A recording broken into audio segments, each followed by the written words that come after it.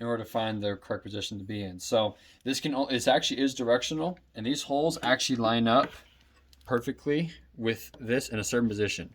I'm pretty sure all the bikes are the same, but for me, this little tab here is facing down. Actually, so if you're on the bike, this would be facing the front of the bike. So this is facing front of the bike upside down.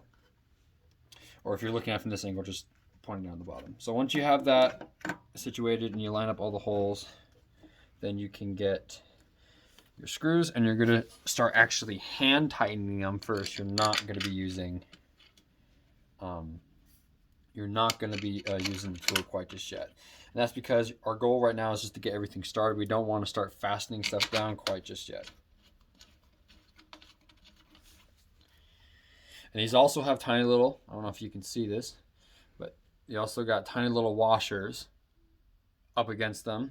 You need to make sure that every single one of these has that on it, because you're going to need it, or it's not going to fasten properly. Also, make sure that everything screws in nice and smooth. Everything should screw in fairly easy. It shouldn't be hard to screw. If it's hard to screw, you're not putting it in straight enough, and you're going to strip it. So I recommend backing it out and starting over until it goes in like that. Just no effort, just goes in with the push of a finger.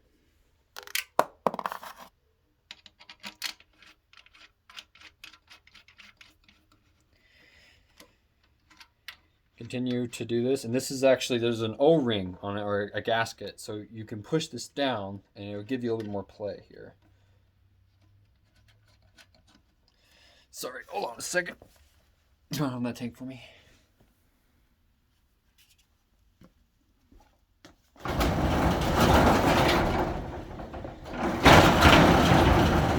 Sorry guys, motion sensor lights like to turn off after a minute. So we're going to get these going until they're nice and snug. They basically just stop turning on their own with your fingers. And make sure we get to that point. So now, in order to do the star pattern, you're going to actually want to start from here. Then you're going to go down to here, here, here, here, here, here.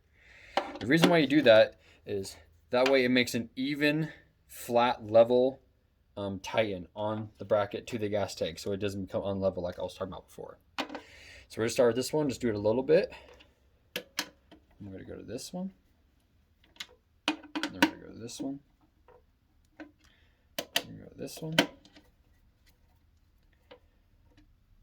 And we're going to go to this one. We're going to go to that one. And we start over again. Each time we do it, we go a little bit further, a little bit tighter. And you'll notice as you do this, it will keep compressing it down. So each one will have a little bit more to screw every time you go around. So this one was like tight all the way before. Now I can screw it even more. Same goes for this one. And this one. And this one. And this one. Now as long as this one doesn't have much to turn, we're good to go.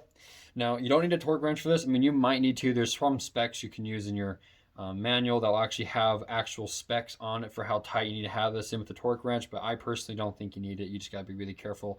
Don't overdo it. Once you know it's nice and snug and you go the other opposite direction and you give it a good little twist and it doesn't move, you're good to go. It's nice and sealed.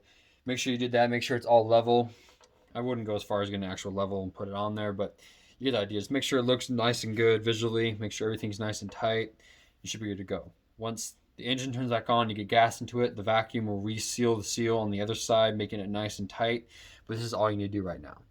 Also important to mention that there is no more gas in it at all. So even if this isn't a complete 100% seal, it's still not going to leak. So anyways, guys, that's all you need to know for taking the pump on and off. And same process, just in reverse, except you don't have to do the start pattern when taking it off. You can just take it off one by one.